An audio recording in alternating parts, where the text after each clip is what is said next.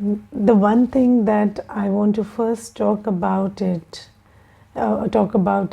that in the course we understood that I am a soul, and it's important to realize that I am a soul in this body, because understanding that I am a soul means there is continuity. Yes, and I will share one experience. There is this brother, and I was giving him the course, and then after the course, he told me, Didi, I'm not worried about afterlife. So he's pretty old, like 78, maybe 80 years of age. And he said, I'm not worried about when I leave the body what happens, but I'm just worried about how I spend my time from this moment until I leave the body. So, but the question is, you always think that this is it. For example, when you are young, you never think that you will get old, do you? No, you never think that you will get old. And this is why you do not use the youth responsibly. Yes, you don't.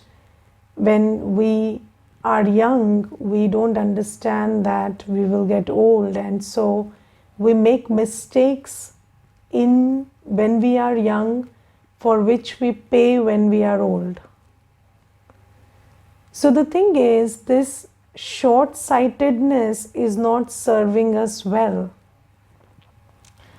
And when I am old, I think that, okay, I just want to think about until I die, not beyond that. But then there'll be a point when I leave the body, and then there is continuity, and there is, after this will become very clear. And then I will think about what will happen to me after this. But Baba says that why do you have to close your eyes to the fact that you are an eternal being and there is continuity, and why don't you behave responsibly in the moment wherein your karma ensures present happiness and peace, as well as a secure future, and a future that is built, that has a good foundation through present good karma. So this is what Baba is telling us. Now let's say, there is this one sister, and she always kept telling me, I want proof that I am a soul. And I said, there is no proof, there is only knowledge. And if you sit in silence and you think about it, you experience it. Then she said, no, I don't believe in anything that I don't have proof about. And I said, okay, if you don't believe, I can do nothing about it. And then what happened is, when she lost her father in COVID, she asked me, where is my father now? So I said, your father is dead. Then she said, no, where is he now? So I said, who are you talking about? The body you burnt, it's over. Who are you talking about? Then she said, the soul. So I said, I thought you will not believe there is a soul without, reason and without proof. So why are you asking me where your father is now? So the thing is, when people die, it's very evident to us that the soul is taking an onward journey. And you are talking about where are they now, or you sometimes feel the presence also, that yes, they are here, even if the body is burnt, still that entity, that person continues. So Baba says that you have to live your life in awareness of the truth. And the truth is, I am a soul, I continue, I operate in eternity. So there is this, this body's life is limited from when you're born until you leave this body. But then your journey is not limited to that. Your journey was before this body, and you will continue to be after this body also. And this is why Baba says that you must understand the value of every second in which you're doing karma, because that karma which you're doing in the present moment has long-term applications, long-term implications, because whatever you do in the moment is etched in eternity. So, whatever you do in the present second becomes part of your whole eternal journey. It influences your whole eternal journey. And this is why Baba says that you have to become far-sighted now. And this is why Baba gives us the knowledge of the drama, that in the drama, slowly we are approaching a time where there will be disintegration. So, there will be forces of disintegration and what you call destruction or vinash. But Baba says it is transformation, and in any transformation, there is construction and there is disintegration. So both the aspects are a part of transformation, and Baba says that there is going to be a huge force of disintegration in the near future, but I am teaching you so that you can be prepared for that phase, and you can also be prepared for the phase that is to come after that. So Baba says there will be big forces of disintegration which will put an end to the present form of, how things are. So things are, if you look around, what is the state of the world today? Everything is in chaos and nothing is working well. So Baba says this is going to end. There is going to be a world order of, peace, happiness, and everything is non-chaotic and harmonious and organized. That is Satyug. But Baba says before you transition into Satyug, you will have to deal with this phase where everything is going topsy-turvy, and you need to have a lot of spiritual strength to, to stay together, to hold on to your, your stability, your peace, and move from this phase to that phase. So the knowledge is, you should know that you are an eternal soul, and destruction and the new age that is coming is prefixed in the drama. And when you listen to knowledge and you just, think intuitively, does it not make sense that destruction is very much in the offing? So how many of you think that yes, the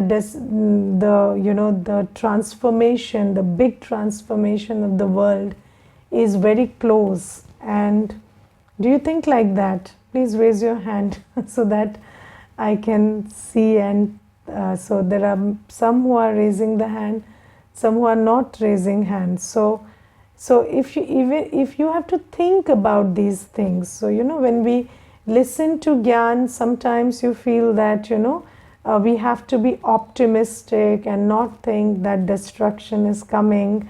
But optimism doesn't mean that you create a false sense of hope. Optimism means, hope for the best, be prepared for the worst. So, but the thing is, if you look around, you see that the way we are conducting ourselves as a whole human race is very, very unsustainable, is it not?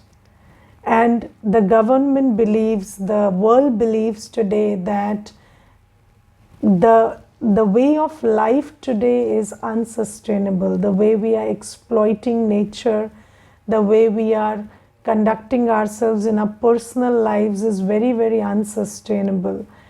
And Baba says that if you look at the world around you, you know that we are not doing too much about restoring it to its original form. That is why Baba says, now you need to detach. Yes, so you need to accept that there is going to be destruction. You need to be doing your duties until then, but you also need to be detached and fill yourself with the spiritual strength which allows you to transition from this phase of the world to the next phase that is coming.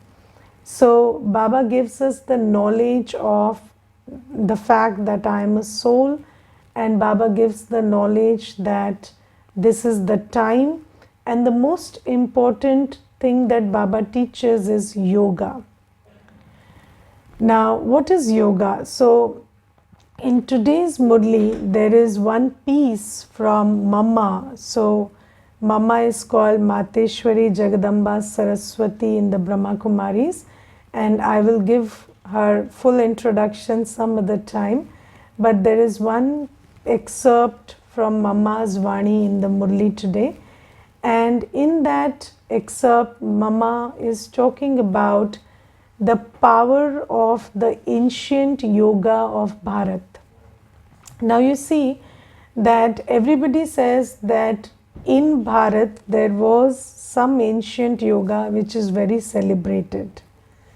And these days people think that there are many practices of yoga which people do, and mostly the approach that is taught in those practices is body over mind.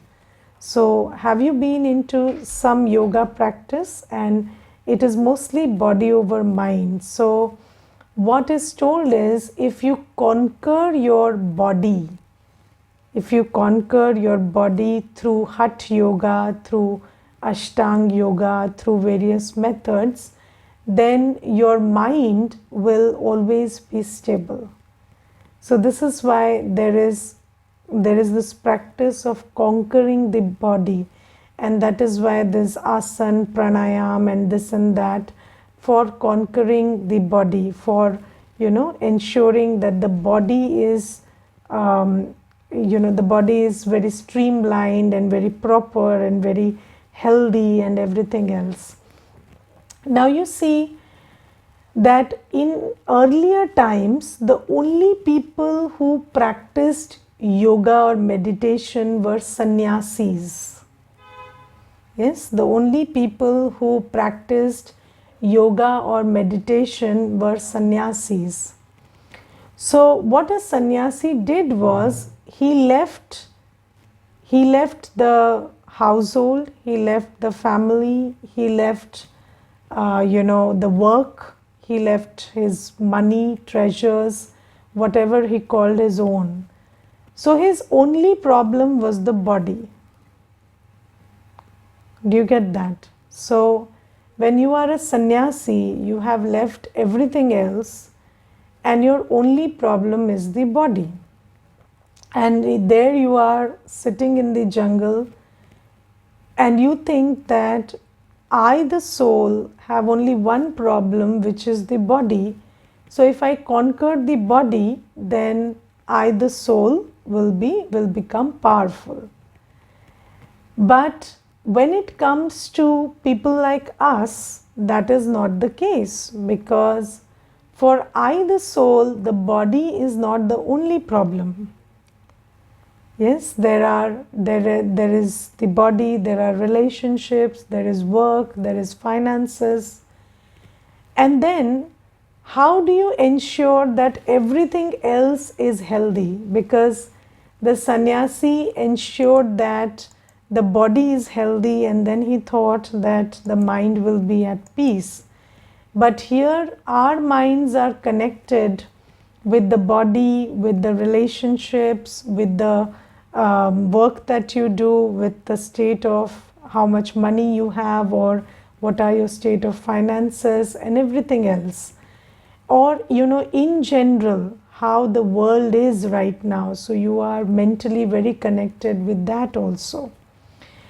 So Baba says that that method of yoga doesn't work for you, because if you just worked on your body, and again, in COVID times, even if you did whole day pranayam and yoga, I don't know whether you will not have COVID.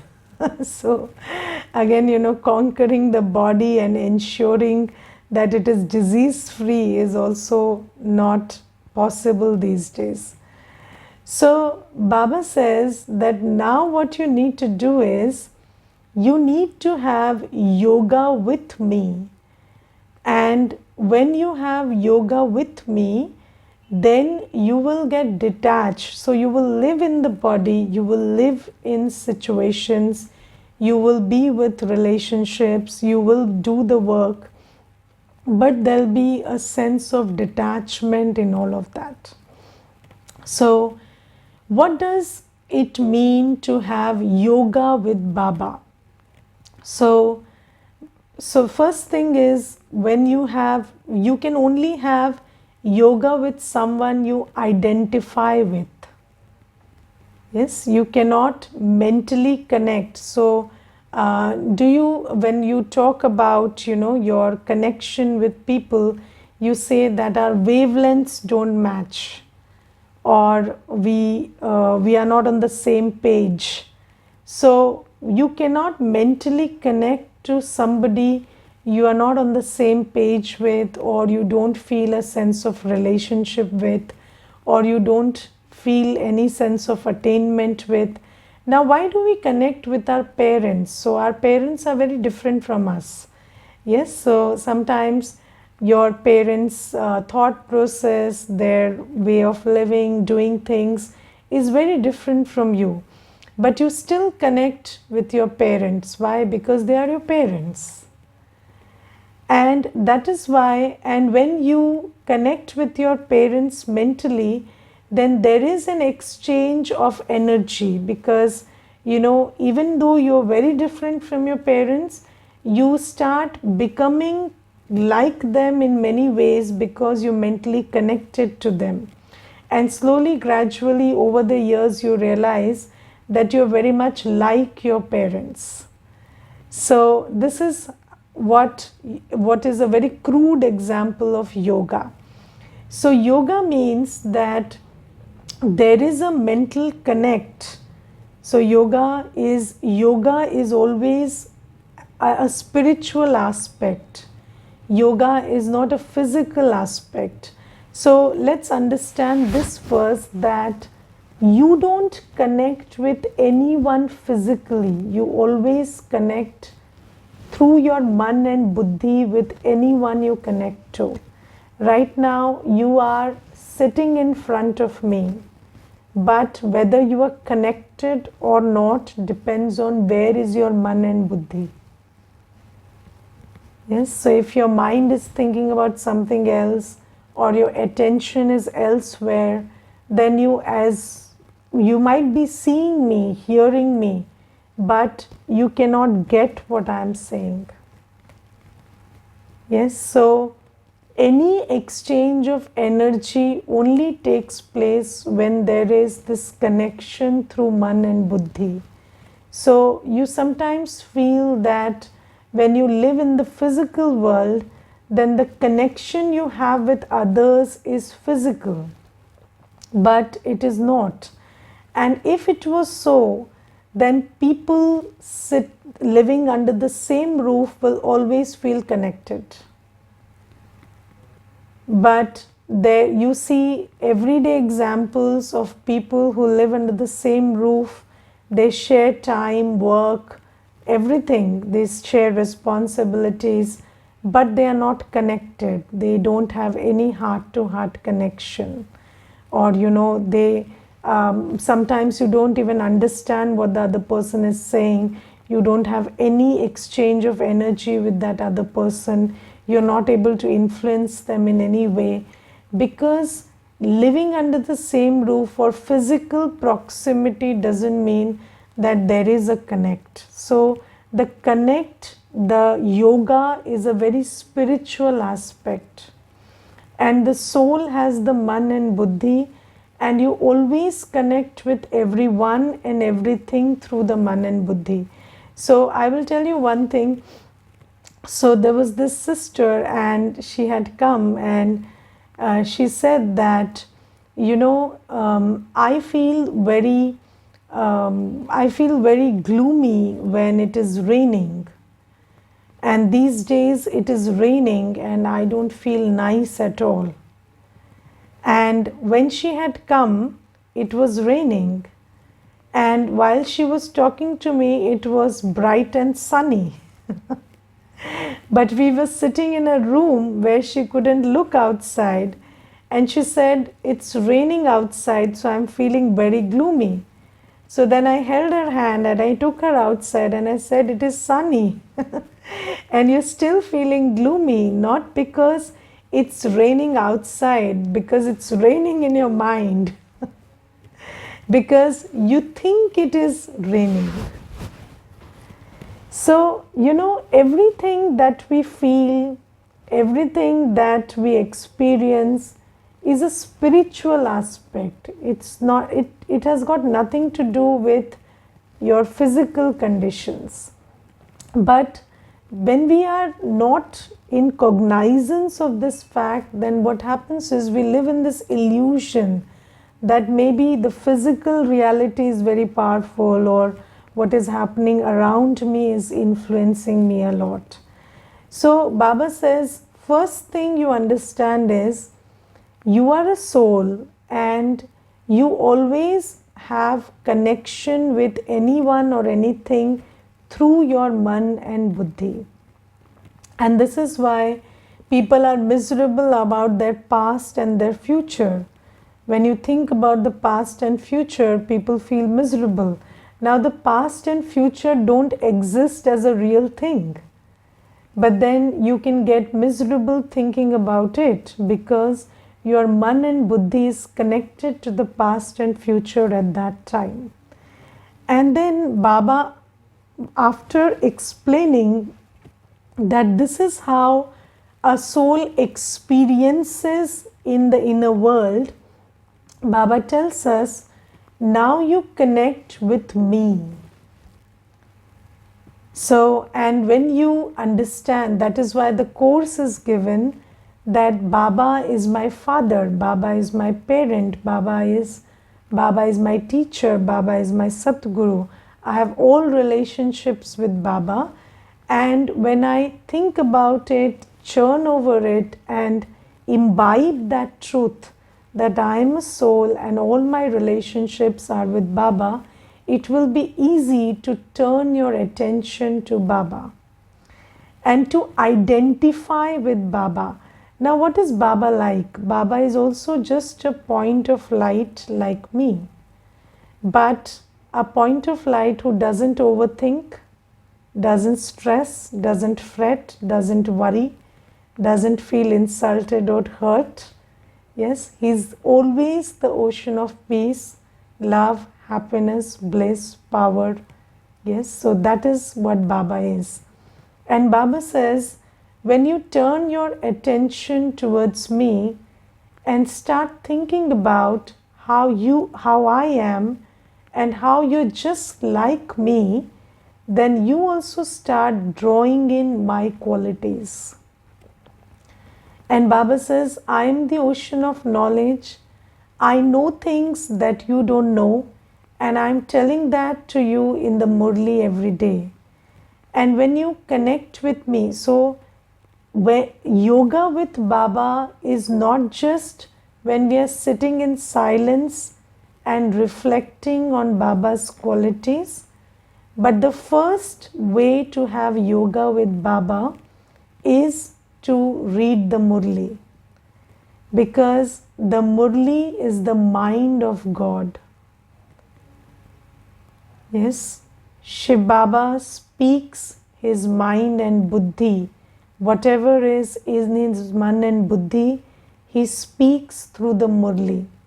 So when you sit and read the Murli with that kind of regard for the Murli, that this is what God knows and this is what God, my Father, is telling to me today, then in that moment you are having yoga with Baba.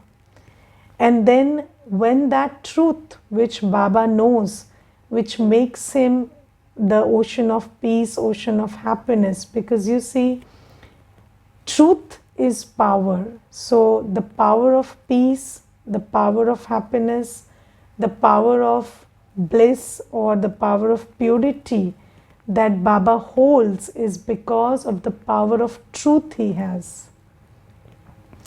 And when you sit and churn on that truth, and you churn on Baba's being, that Baba is so constant in his peace and purity and happiness, and I'm his child and I can also be like this, because just like he knows he is a soul, I know I'm a soul. So when you start thinking like this, then in this connection you start getting the power to be peaceful, be loveful, be happy in whatever circumstances you are living. And there is one simple law: either the circumstances will change you or you will change your circumstances. And when you have yoga with Baba, then you are more powerful than your circumstances, because those circumstances are not able to, disturb you or put your mind in a state of upheaval, because you are connected to the one that is constant. Yes. So have you ever thought that maybe there is a time when you have to run fast? Yes. And then you think about somebody who runs really fast. Does that give you power to run faster? Yes. So when you are mentally connected with someone, their quality becomes your quality. Yes, I remember that there was this video where there was a gymnast who had to, just lift the body above the rod that was fixed above, and then form an 8 and then come down. So the gymnast tried many times, but she couldn't succeed. And then she stood on the side and she closed her eyes and she thought about something, and then when she went up, she could do it. And then she was interviewed how she could do it now, and then she said that when I stood there, I thought about one person who is in the same field and she does it very well. So I just created that image of she going up, creating that 8 in the air and coming down. And then when I went, I could do it. So Baba says that when you think about me, someone who comes into the world, because you see that we thought that God never comes on earth, so he doesn't know our problems, he doesn't know what life is like here. But Baba comes, and now we have got the knowledge that Shiv Baba comes and sits in the body of Brahma Baba and talks and conducts, speaks out the truth and lives here, sees the children, talks to the children, interacts with the children. So Baba also comes and sits in this old world. And still he maintains that state of peace, purity, love. I will share one incident with you. So I was attending Baba Milan, where Shiv Baba and Brahma Baba entered the body of Dadi Gulzar. And Bap Dada, we call that Bap Dada Milan, because Bap and Dada. So Shiv Baba and Brahma Baba both are sitting in the body of Dadi Gulzar ji. And in that Baba Milan, what happened is there were around 2000 children who were just going and taking drishti from Baba. You see, they are just crossing from, they are moving before Baba and they are taking drishti. And Baba is looking at 2000 children one by one. And I was noticing Baba's face all the time. And you see 2000 souls, 2000 different energies, 2000 different faces. But Baba's face, Baba's expressions, Baba's state of peace and love didn't change even one bit in that whole 2 hours or 3 hours. And that day I was thinking, you see, we meet two people and our expressions and our state of mind and our state of being is different with those two people. But Baba is so constant, constant in form, constant in action. And Baba tells us that when you are in yoga with me, that is, you remember you are a soul, you're Baba's child, you're like Baba.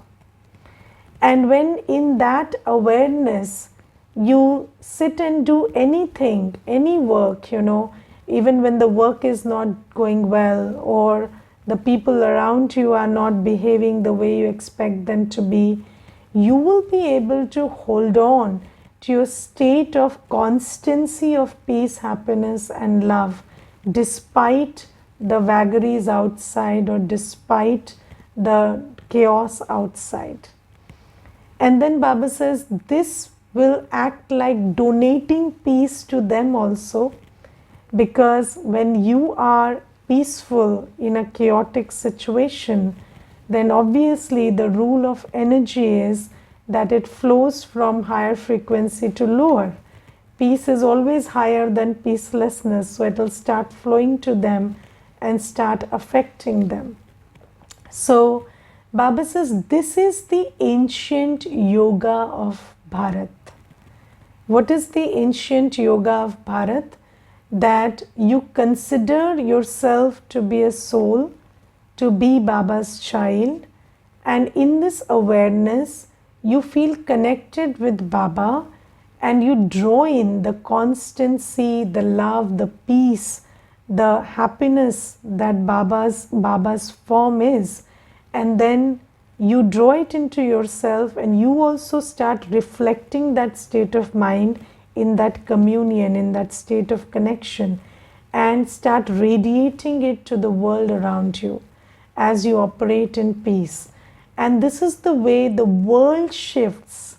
So when one person is in yoga with Baba, then Baba's energy is received by the whole world.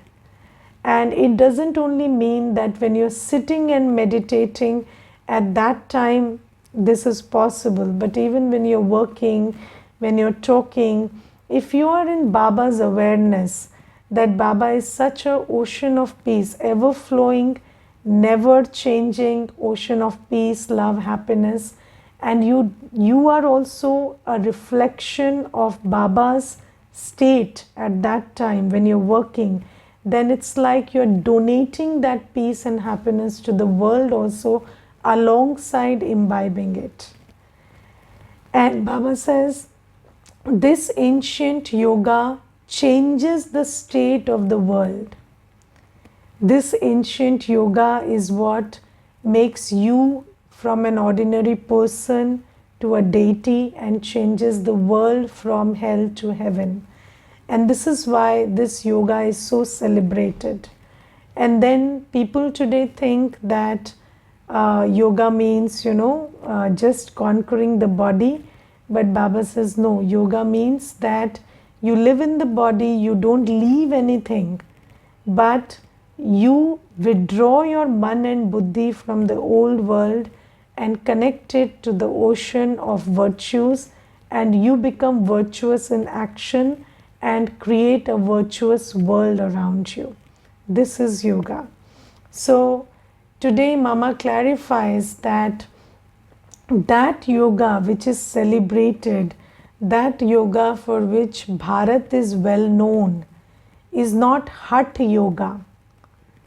It is Raj Yoga. Hatha Yoga is the yoga of austere practices. And do you know that when people think that I want to conquer the body, then they use many austere practices. Yes, they try to silence their sense organs, or they try to pacify them through many artificial methods or many austere practices where they hurt the body, put the body in difficult conditions. But Baba says you don't need to do all of that. You can change yourself and change the world with love. So when you have love for Baba, that's enough for you to change yourself and the world. And Baba teaches us the transforming power of love. So when you understand that Baba is your parent, your teacher, your guide, you have deep love for Baba, deep sense of connection with Baba. And that connection restores the world to its original form. So Baba says, you don't need to engage in Hatha Yoga. Raj Yoga. Raj Yoga is something that you do very easily. It is called easy Raj Yoga. So there is no austerity, there are no difficult methods. You just have to shift your awareness from I am a body, I am an ordinary human being, to I am a child of God. And when God is extraordinary, how could I be ordinary? Yes, so the difference between human and divine is the consciousness. So you say that to err is human and to forgive divine. But if you thought you were divine, that forgiving would come naturally to you. Because you think you are human, then erring is coming naturally to you. If you thought you are divine, if you understood, if you realized, if you saw yourself as God's child, a divine being, then forgiving would come naturally to you.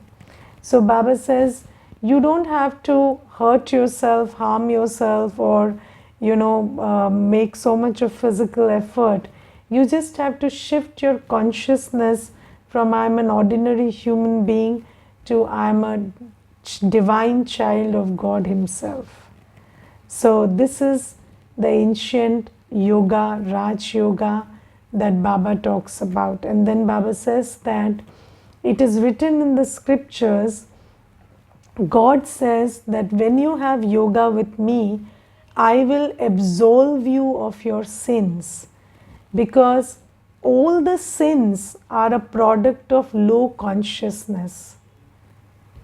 Yes, when your consciousness is low, then your sins are active. Just like, when your immunity is low, you are very susceptible to diseases. Yes, do you know that all around you there are bacteria and viruses all the time? But when your immunity is low, you start attracting them. That's it. So your sins also start working, or they start expressing themselves in your life when your consciousness is low. But when we have yoga with Baba, then our consciousness is elevated, and then that amounts to, you doing away with your sins.